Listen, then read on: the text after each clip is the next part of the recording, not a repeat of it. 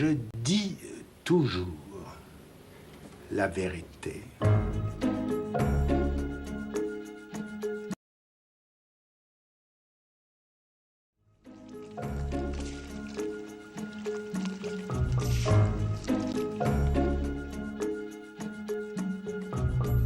Je dis toujours la vérité.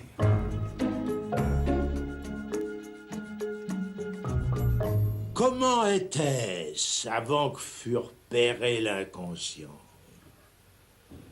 Ben, c'était pareil.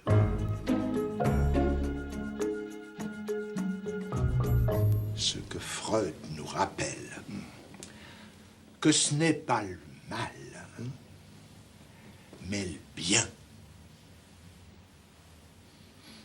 qui engendre, qui nourrit la culpabilité.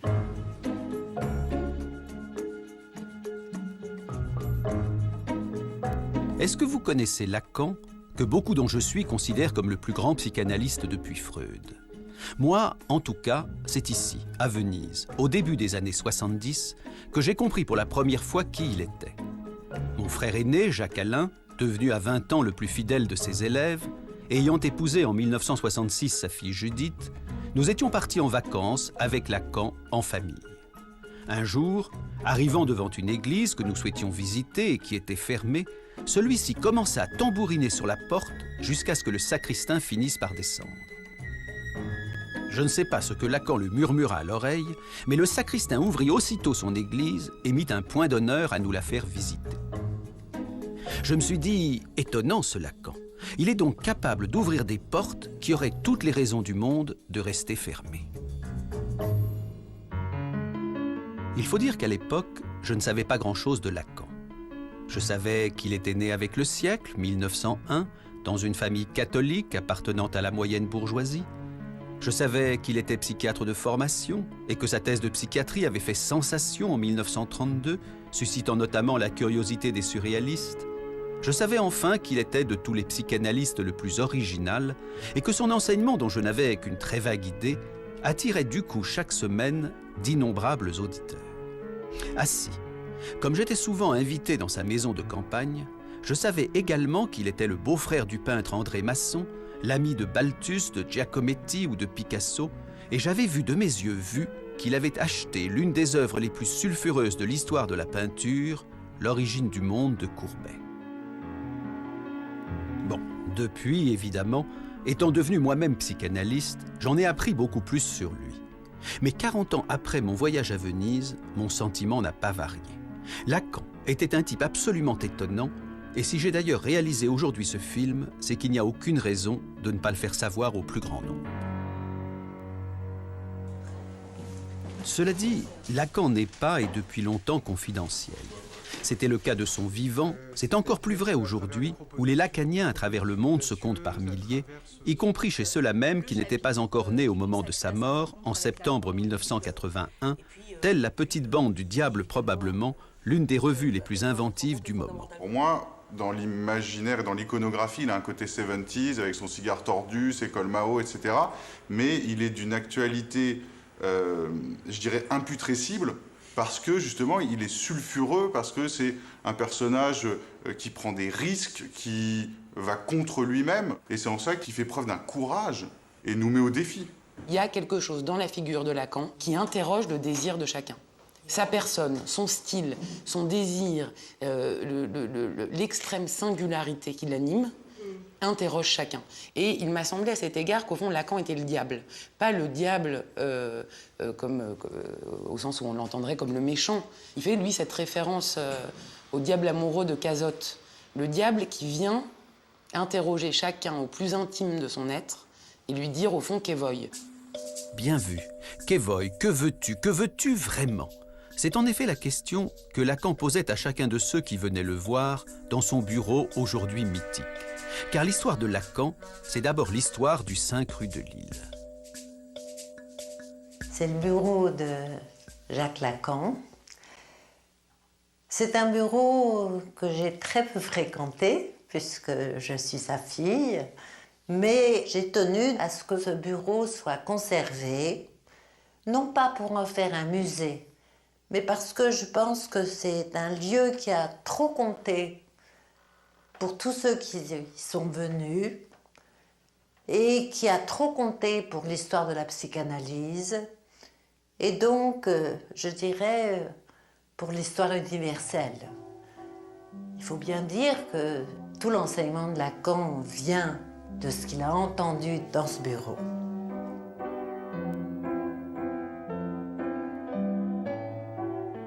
Juste après la guerre, on vivait tous ici. Ma sœur dormait sur le divan parce qu'on était très nombreux dans la maison.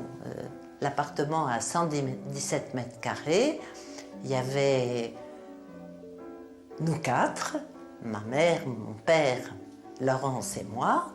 Et puis, les maçons étaient là aussi. Ils sont rentrés d'Amérique et pendant quelques temps, donc, Laurence devait dormir sur ce divan qu'elle dégageait quand elle allait à l'école, et peut-être un peu plus tôt, parce que mon père commençait très tôt.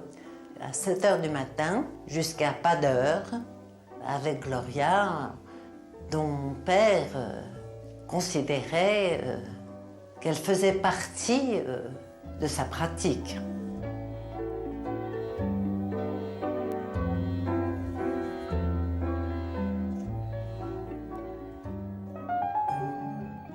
Les patients de Lacan, ces analysants qui ont fréquenté ce bureau, il y en a beaucoup qui peuvent encore témoigner. Et pour ce film, j'en ai rencontré plus d'une dizaine. Je me suis dit qu'ils avaient vu Lacan de près, pendant des années, parfois tous les jours, et que le portrait qu'ils en feront sera subjectif, bien sûr, mais authentique. Eh bien, s'il y a au moins une chose que j'ai pu conclure après les avoir écoutés, moi qui n'ai pas fait d'analyse avec lui, c'est que Lacan ne ressemblait pas, mais alors pas du tout, à un fonctionnaire de l'inconscient. Je ne savais pas quoi faire de moi dans l'existence. Panne, alors que, au contraire, s'ouvrait un éventail de possibilités variées, très contradictoires. Justement, ce qui manquait, c'était le désir pour unifier toutes ces contradictions. Je me suis dit, il faut que j'aille voir Lacan. Mais alors, autour de moi, on disait, mais c'est pas possible, il y a des files d'attente invraisemblables, de toute façon, il ne va pas te prendre. Je l'ai appelé et j'ai demandé à lui parler. Il m'a répondu. Je ne pensais pas que je pouvais comme ça lui parler aussi immédiatement. Je lui ai demandé un rendez-vous. Je lui ai dit, écoutez, docteur Lacan, je voudrais vous voir. Et il m'a dit, venez demain à 17h. Voilà. Au départ, je voulais faire une analyse avec Anna Freud, donc je me suis mise à apprendre l'anglais. Parce que je connaissais que ça, je connaissais Freud et Anna Freud. Voilà. Et puis finalement, j'ai abandonné l'idée et arrivé à Nanterre, j'ai entendu parler de Jacques Lacan. J'étais persuadée que Lacan avait connu Freud, donc c'était le lien était là, quoi. Le lien à la psychanalyse était là, dans le fait d'avoir connu Freud. Or, en fait, il ne l'a pas connu, il ne l'a même pas rencontré. Qu'est-ce qui vous a frappé chez Lacan la première fois que vous l'avez vu? Ah, une gentillesse extraordinaire. Une attention que je n'avais jamais rencontrée auparavant. Quelqu'un d'attentif au-delà du courant. Une présence, voilà, une présence attentive. Tous les mots avaient un poids, avaient une importance considérable. Tous les mots qu'il prononçait ou qu'on prononçait soi-même? Que l'on prononçait soi-même, par son écoute. Même quand on parlait de choses tout à fait banales, des choses du quotidien, mais qui venaient là dans les séances, il avait une manière de les écouter en les reprenant, que ça en faisait comme des objets précieux à travailler. Et souvent, on a entendu dire que Lacan s'occupait à toute autre chose. Lacan s'occupait surtout à écouter celui qui lui parlait.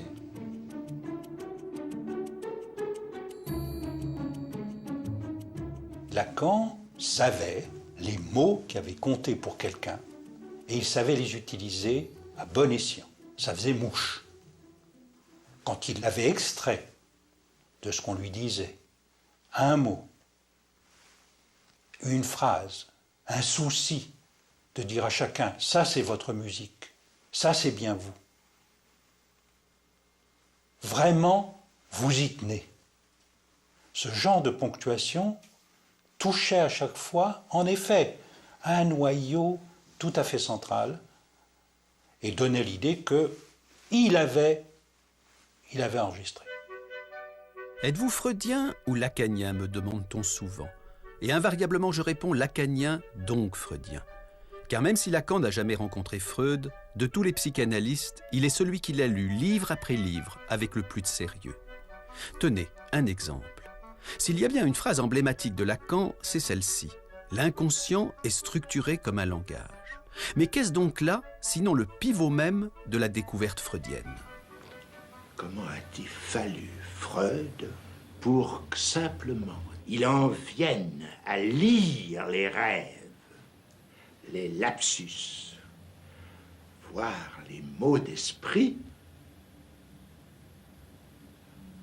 comme on déchiffre un message chiffré. Allez au texte de Freud, réparti dans 3 livres, qui s'appellent La science des rêves, La psychopathologie de la vie quotidienne, et ce qu'on a traduit le mot d'esprit, le Witz. Vous y lirez.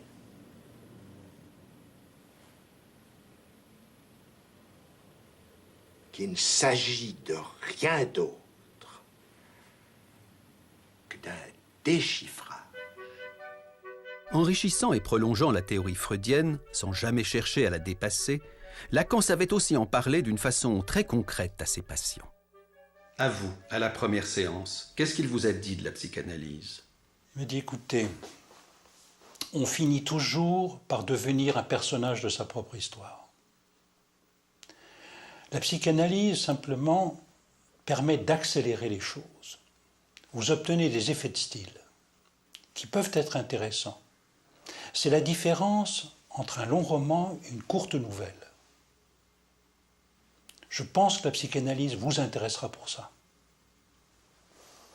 Ça m'est resté, y compris le goût pour les courtes nouvelles. Faire une analyse avec Lacan, c'était donc gagner du temps pour vivre plus intensément sa propre vie? Alors ça, c'est incontestable. C'est même ça qui pourrait caractériser, je crois, pour chacun, ce que ça fait d'avoir fait une analyse. Et à tous les niveaux, simplement parce que ce désir qui nous habite, avec lequel on est plus ou moins fâché ou éloigné tant que les symptômes sont un peu trop présents.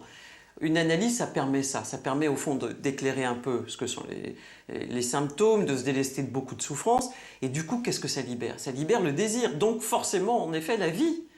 Et la vie à tous les niveaux. C'est vrai dans la vie amoureuse, c'est vrai par exemple pour une femme qui déciderait d'avoir des enfants, c'est vrai au niveau du travail. Moi, il se trouve que par exemple, j'ai toujours été une grande travailleuse, mais ça a décuplé mes forces au travail, et avec un bonheur et une envie voilà, qui est là tout le temps.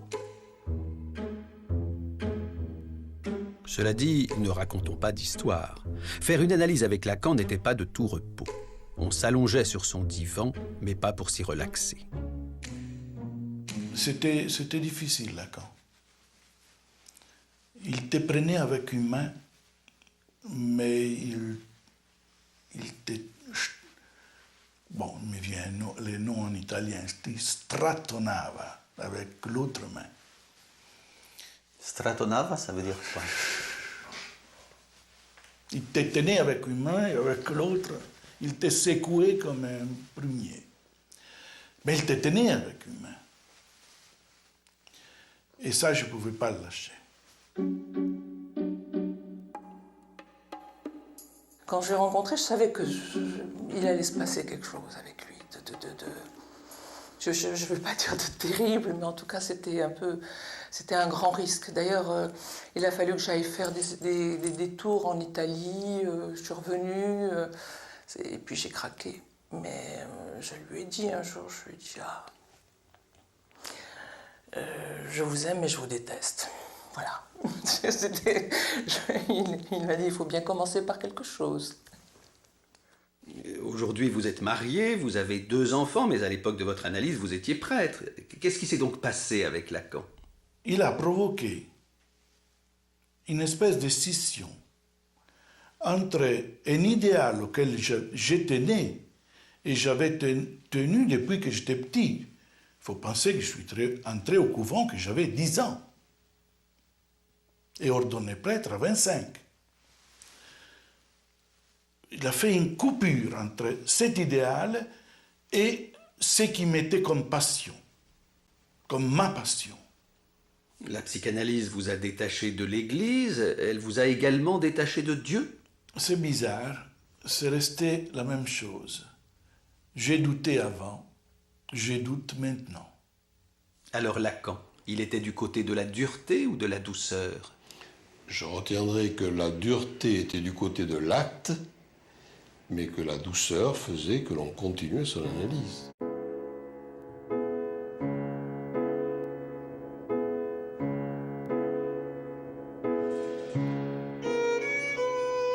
Un jour où je voulais interrompre ma propre analyse, j'ai interrogé Lacan. Pourquoi est-ce donc si dur de tirer au clair son inconscient? Ce que j'ai retenu de sa réponse, je le résumerai ainsi. La vérité est toujours incommode à supporter, et il se peut que la psychanalyse finisse par nous apprendre sur nous-mêmes ce que nous préférerions ignorer. Plus nous nous approchons de la vérité dans notre histoire, plus nous avons envie de lui tourner le dos. C'est pour cela, m'expliqua-t-il, qu'il avait toujours découragé ceux qui venaient à lui simplement pour mieux se connaître. Cela ne suffit pas. Il faut que quelque chose cloche, et handicape, et intrigue pour tenir la rampe au fil des séances. Il faut aspirer à ce que change dans son existence quelque chose de crucial. C'est pour cela aussi que Lacan ne jouait pas au bon apôtre. Mais c'est aussi parce qu'il était du côté de la vérité, et pas des simagrées de la bienveillance, qu'il savait faire preuve d'une humanité qui n'était pas de façade. Je viens d'Allemagne, je suis né en 1938, donc j'ai vécu les années de la guerre avec toutes les horreurs, les angoisses, l'après-guerre, la faim, les mensonges. J'ai toujours voulu partir d'Allemagne à cause de ça. Et dès le début, une des premières séances aussi, j'ai demandé à Lacan, est-ce que je peux guérir de cette souffrance-là? Et en le disant, j'ai compris non, que j'avais eu comme ça une idée, comme cette douleur-là, que je pourrais me l'arracher grâce à l'analyse. Non, il avait une manière de, je sais pas, de me regarder sur moi, qui m'a fait saisir, non, ça, il faudra faire avec toute la vie. Un jour, dans une séance, je parle à Lacan d'un rêve que j'ai fait. Un rêve, et je lui dis, je me réveille tous les matins à 5 heures. Et j'ajoute, c'est à 5 heures que la Gestapo est venue chercher les Juifs dans leur maison. À ce moment, Lacan se lève comme une flèche de son fauteuil, vient vers moi et me fait une caresse extrêmement douce sur la joue. J'ai compris Gestapo, le geste. Il avait transformé la Gestapo en un Gestapo. Un geste tendre, il faut le dire. Un geste extrêmement tendre. Et cette surprise-là, ça n'a pas diminué la douleur, mais ça en a fait autre chose. La preuve, maintenant, 40 ans après, je le raconte encore, ce geste, je l'ai encore sur la joue. C'est un geste aussi qui un appel à l'humanité, quelque chose comme ça. Il avait une façon d'attraper le symptôme et de l'interpréter qui faisait que, immédiatement, pour ceux qui entendaient, c'était comme un mot d'esprit, c'était comme un Witz. Et en tout cas, c'était vivant.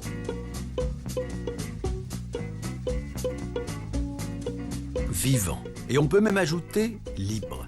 Car Lacan faisait preuve dans sa pratique comme dans sa vie d'une liberté réjouissante qui contrastait avec la rigidité, le formalisme, le sérieux des psychanalystes de son époque. Et c'est pourquoi, bousculant sans ménagement le cadre austère du conformisme psy, il fit de son bureau un lieu volcanique. Chaque analysant vient, il a l'heure précise de son rendez-vous. Mais une fois qu'il débarque, il ne sait jamais quand Lacan va le prendre. On rentre dans le salon et la bibliothèque sont pleines de monde. Et alors, D'un côté, les jeunes, plutôt intimidés, attendant leur séance, et puis ceux de la précédente génération qui causent entre eux le plus normalement du monde. On se croirait vraiment dans le dernier salon où l'on cause. À la fois, il pouvait y avoir des moments dans lesquels tous les sièges étaient pris, et il y avait des moments et des heures où on était tout seul. Ce qui n'est pas du tout le même type de procédé que le faisait Freud, qui s'était inventé une technique à sa main, avec au contraire, c'était vraiment une personne dans la salle d'attente, une personne avec lui pendant 1 heure, une personne seule, et limitant au maximum les contacts, etc. C'était pas du tout ça, et ça réordonnait complètement les rapports de l'un et du multiple.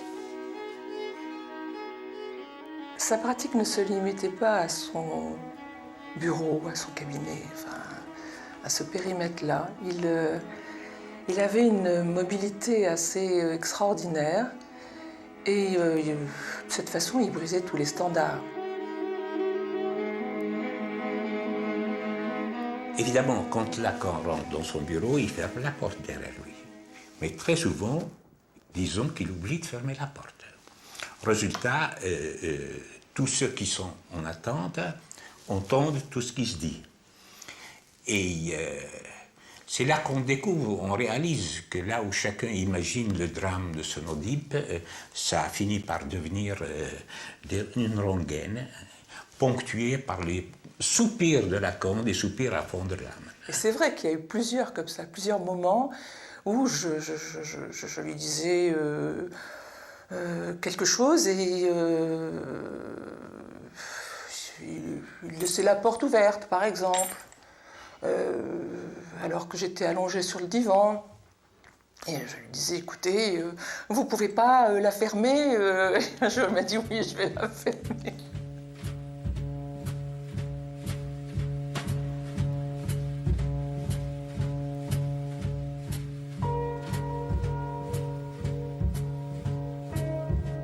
Il y a certainement un maniement de l'espace, disons, du privé et du public qui faisait tout de même que chez Lacan se brouillait l'espace privé, l'espace public.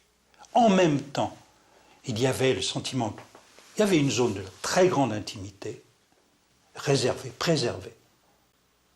Il y a des choses que je n'ai jamais sues chez les gens que je croisais plusieurs fois par semaine chez Lacan. Et d'un autre côté, tout un espace où privé-public, des interpellations, des choses se déroulaient sur une scène, disons sur la scène du monde. Par exemple, ton père laissait le téléphone sonner dans son bureau? C'était le contact, je crois, avec le monde extérieur, qui n'était jamais interrompu, aussi attentif qu'ait pu être mon père en tant qu'analyste à chacun. Le monde existait encore. C'est un téléphone qui a toujours été par terre. Et une Américaine était venue consulter le docteur Lacan pour sa fille et elle a tenu que ça n'était pas un analyste qu'elle venait voir, précisément parce que le téléphone était par terre et que l'ensemble des pièces qu'elle a pu voir n'était pas analogue à ce qu'elle imaginait d'un appartement d'un grand psychanalyste.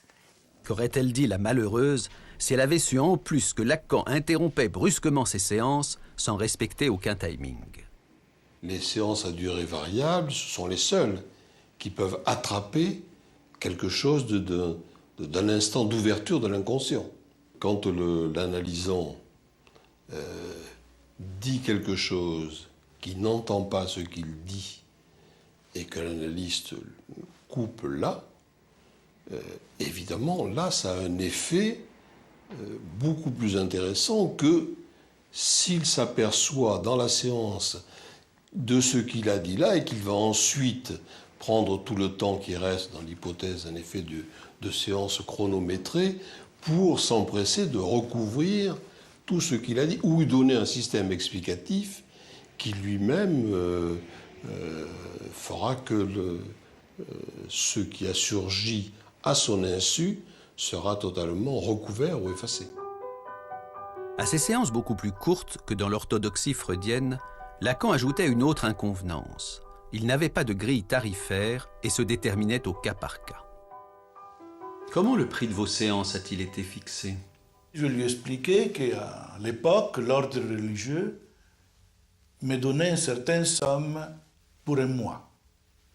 Et il m'a dit, eh bien, vous me donnez cette somme-là chaque séance. Je dois dire que c'était difficile. Au moment de prendre congé, il me demande un prix de séance. Jamais je n'avais eu autant d'argent sur moi. Alors j'étais complètement éberluée.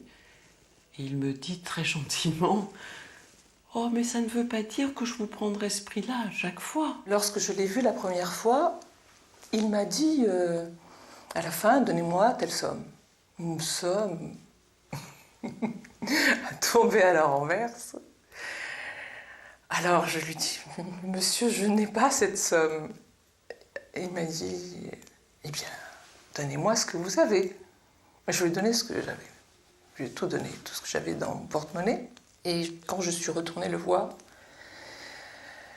je lui ai dit, écoutez, c'est avec vous que je veux faire une analyse. J'ai rien à faire, c'est avec vous. Mais voilà, je ne peux pas vous payer ce que vous me demandez. Et là, il ne m'a pas dit, donnez-moi ce que vous avez. Il m'a dit, donnez-moi ce que vous voulez. Il paraît que pendant plus d'1 an, vous avez poursuivi votre analyse avec Lacan sans lui payer un seul centime. Absolument. Et vous aviez l'habitude d'aller avec quelle fréquence chez lui? Au début, j'allais 2 fois, puis c'était tous les jours, sauf le samedi. Et à la fin des séances, il ne vous demandait pas où vous en étiez? Enfin, rien du tout. Comment vous avez compris ça, que Lacan, qui était, raconte-t-on, tellement cher, ait pu... Mais c'était sa réputation, comme quoi Lacan était un homme qui aimait beaucoup l'argent. Et là, l'exemple qui m'est arrivé à moi me prouvait qu'il fonctionnait comme analyste. J'étais là, je faisais mon analyse, il voyait bien que je jouais à quoi que ce soit, ce qui fait qu'il m'a laissé faire. Il a su attendre. Il a su attendre et être patient. Il a donc attendu que vous puissiez gagner votre vie pour le payer. Exact.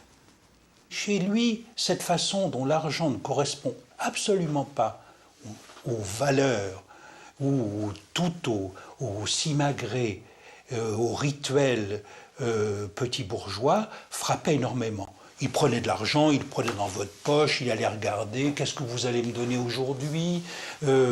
Oh, vous allez bien me donner un petit quelque chose, et ensuite fouiller dans votre porte-monnaie. Enfin, on ne fait pas ces choses-là.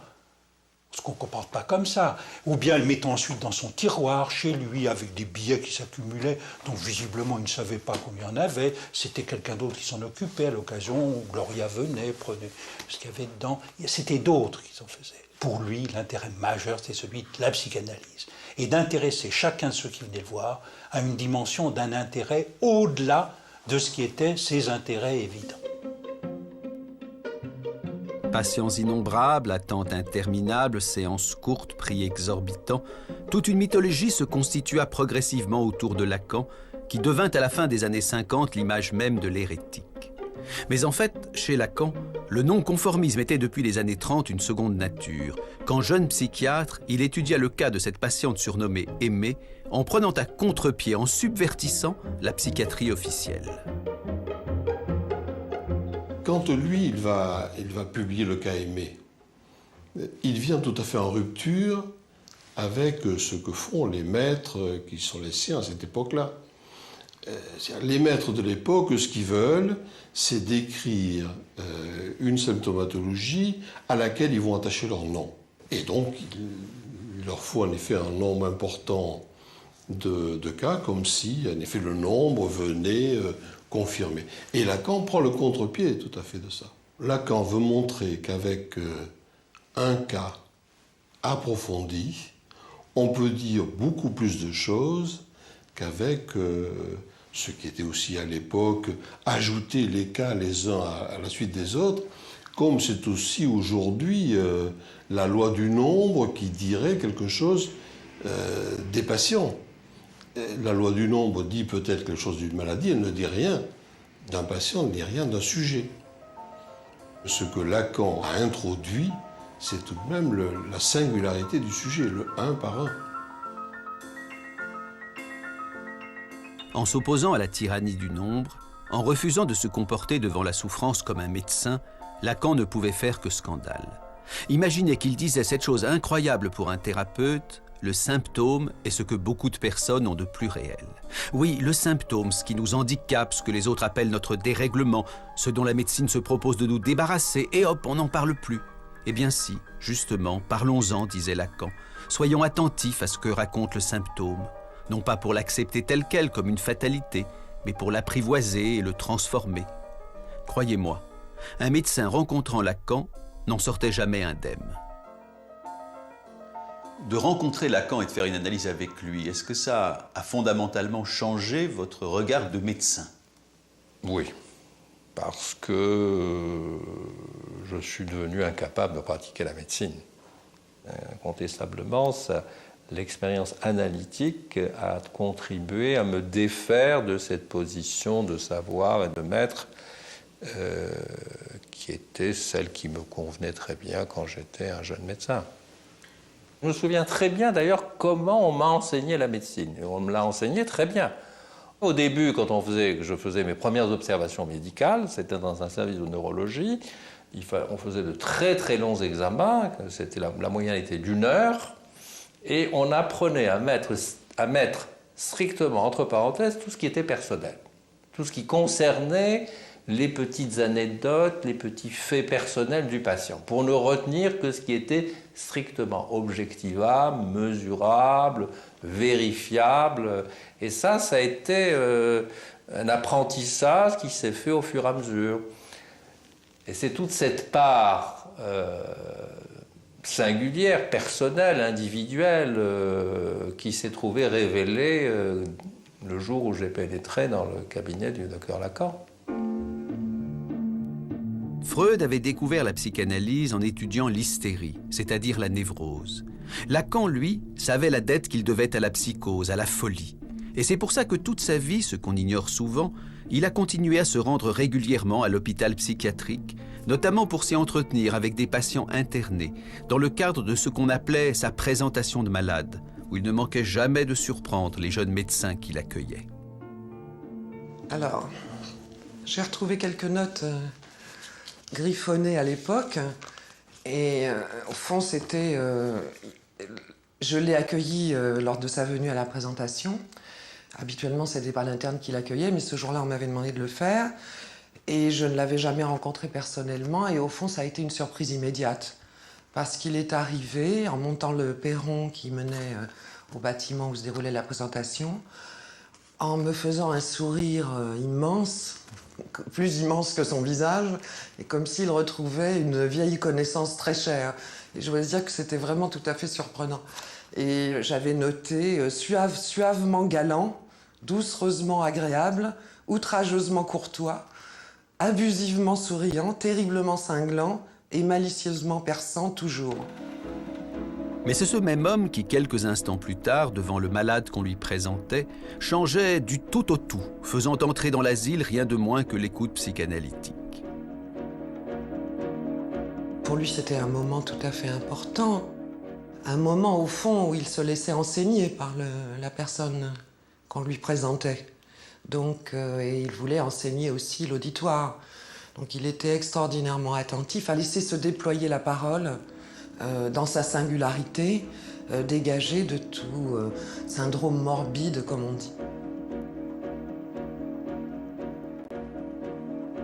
La perspective de sa présentation était une position subversive par rapport à la tradition des présentations de malades, des médecins ou des psychiatres, où au fond on tentait plutôt de démontrer que telle personne entrait dans tel cadre clinique déjà préétabli, alors que Lacan voulait au contraire entendre tout le sel d'une expérience singulière. Hélas, la subversion n'est pas souvent bien vue. Et si les collègues de Lacan, psychiatres ou non, aimaient l'écouter et admiraient son incontestable talent d'orateur, ils ne l'en exclurent pas moins brutalement de leur rang et le traitèrent comme un dissident. Fort heureusement, cela fut l'occasion pour Lacan d'un nouveau départ à Normal Sup, avec à la clé la création de sa propre école de psychanalyse. Lacan avait été expulsé des écoles dans lesquelles il se trouvait auparavant. Il se retrouvait, comme il le disait lui-même, excommunié et par l'intermédiaire d'Althusser, il avait pu trouver asile à l'école normale, dans la salle de théâtre de l'école normale. Et du coup, parce qu'il avait été exclu, Lacan trouva un public beaucoup plus large que celui qu'il avait eu jusqu'alors, sidérant littéralement les plus brillants des jeunes intellectuels du moment, qui n'étaient pourtant pas en manque de maîtres. Nous pouvions à la fois entendre, discuter avec Michel Foucault, qui venait de publier l'Histoire de la folie. Il y avait à côté Roland Barthes, qui enseignait à l'école des hautes études, Georges Dumézil, qui, du côté de l'histoire des religions, nous apprenait à découvrir les vertus du structuralisme dans un champ tout différent de celui où il s'était imposé d'abord, c'est-à-dire dans la linguistique saussurienne. Il y avait Lévi-Strauss au Collège de France. Derrida est devenu répétiteur doublant en même temps Althusser. J'oubliais évidemment celui qui était le maître de Michel Foucault et que admirait aussi beaucoup Jacques Lacan, Georges Canguilhem. La première fois que j'ai vu Lacan, si on peut dire, je l'ai en même temps entendu et il faisait l'un des séminaires les plus brillants qu'il ait fait. Et c'est un des textes les plus forts, les plus retentissants, les plus inouïs. Et donc, on regardait ça. Je dois dire que nous n'avions pas tout à fait l'habitude, même en philosophie, d'avoir des choses aussi denses, aussi souveraines et aussi brillantes. Ça m'a paru une insolence extraordinaire. Parler comme il écrivait. Ça me paraissait d'une insolence extraordinaire, au double sens d'insolence, c'est-à-dire à la fois insolent au sens classique et puis inhabituel.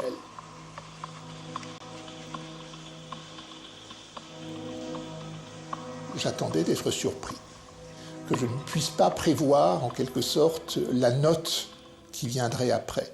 Comme dans, vous savez, dans une pièce de piano ou de musique en général m'intéresse quand je ne peux pas prévoir la note qui vient après. Et là, c'est ce sentiment que j'ai eu très tôt, dès la première conférence, et j'étais traversé d'une sorte de jubilation.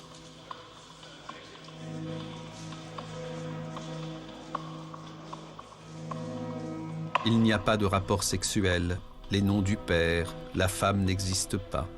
Lacan avait le sens de la formule, et ses auditeurs les notaient comme autant de mots de passe. Mais au final, dans son enseignement, Lacan était clair ou obscur? Ce qu'on appelle les écrivains clairs, généralement, peu importe les exemples, ce sont des écrivains clairs localement. On prend une phrase et c'est clair.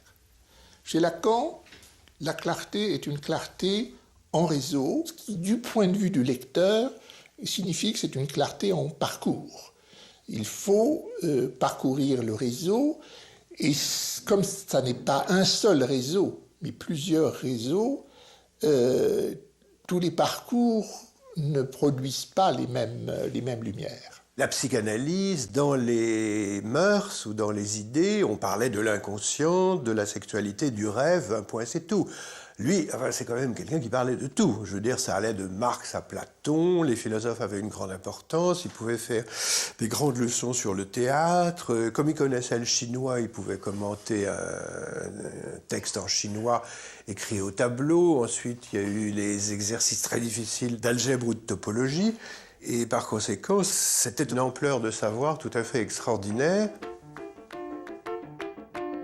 Car c'était aussi ça, Lacan.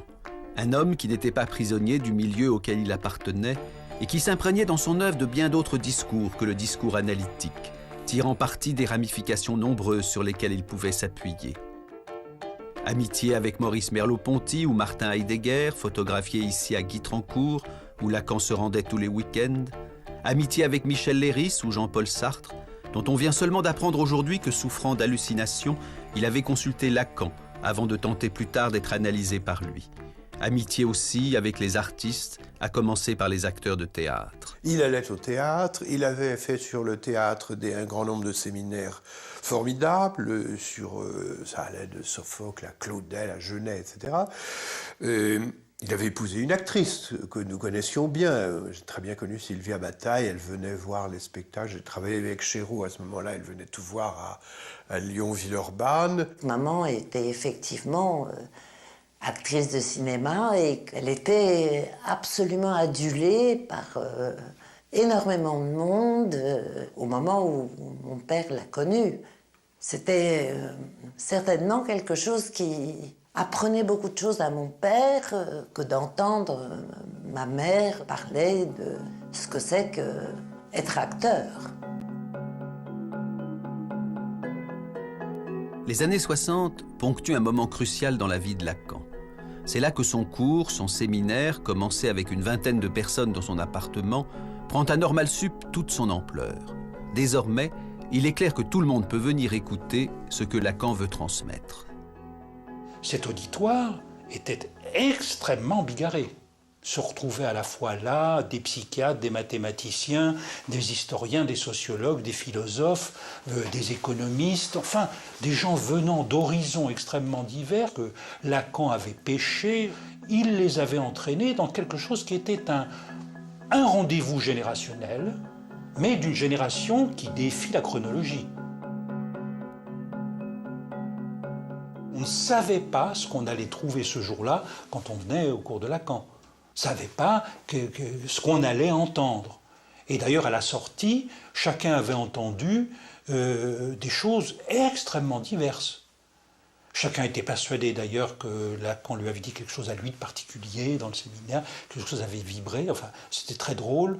Le débriefing du séminaire qui avait lieu au bistrot après permettait de voir que justement Lacan se situait dans un registre de la langue, dans l'équivoque, qui faisait que ça résonnait pour chacun de façon extrêmement particulière.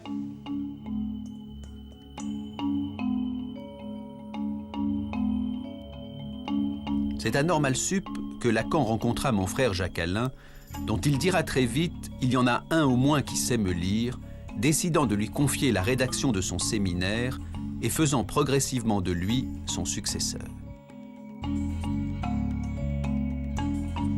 Jacques-Alain a succédé à plusieurs personnes qui ont essayé d'établir le séminaire, et c'était pour mon père à chaque fois la catastrophe. C'était pas ça qu'il voulait.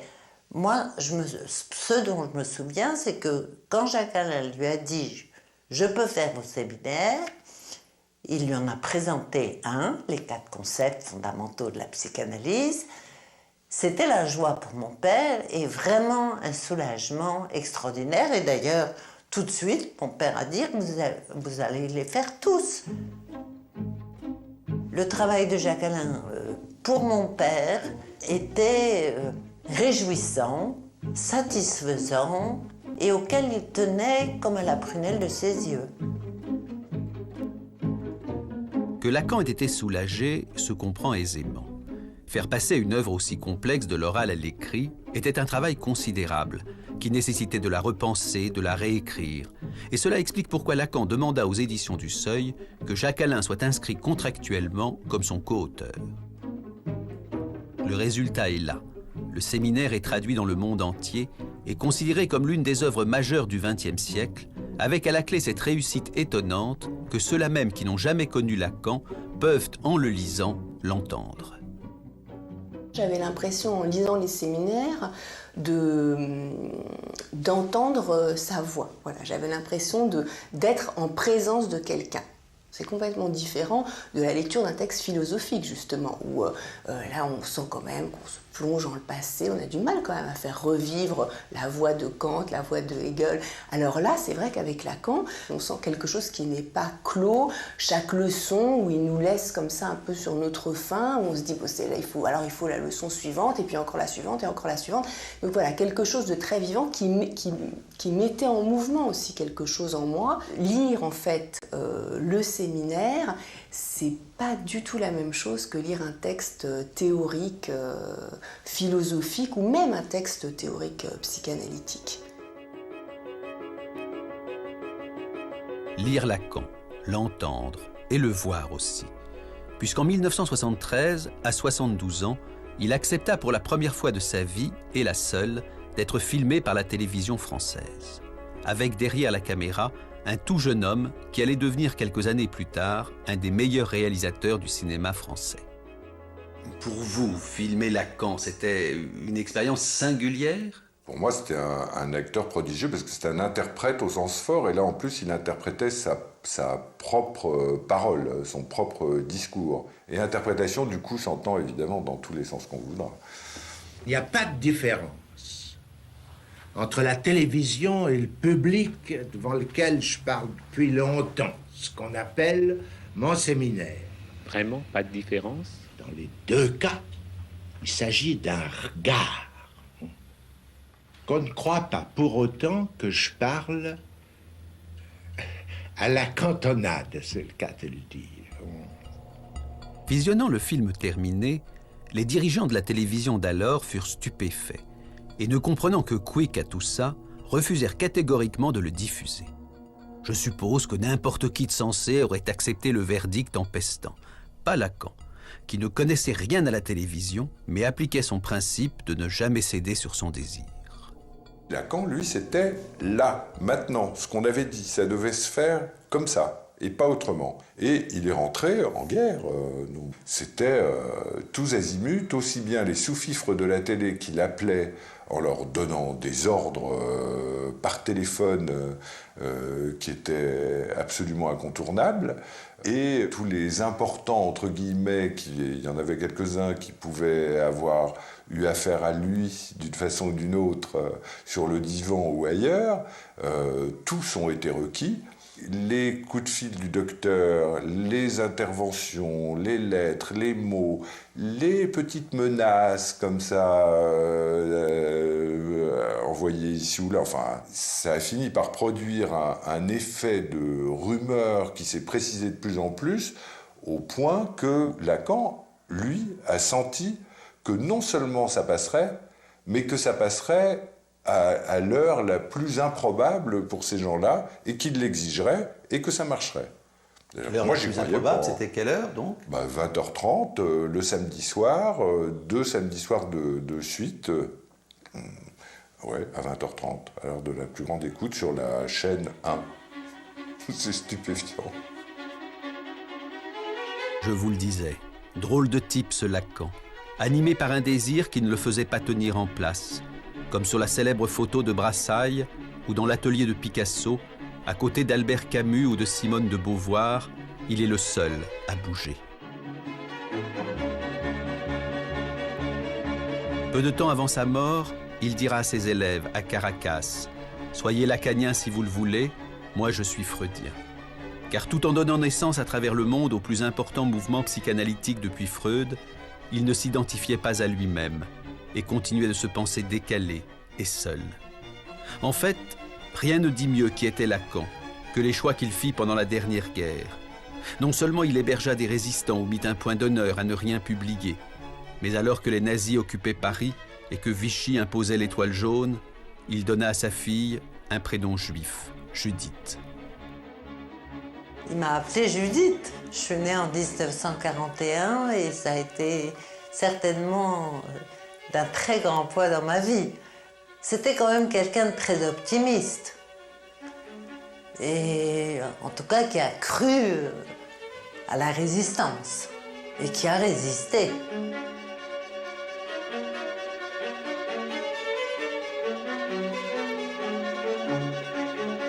Venise, printemps 2011, 30 ans après la mort de Lacan. Freud lui aussi aimait bien cette ville. Il disait « Les pierres parlent ».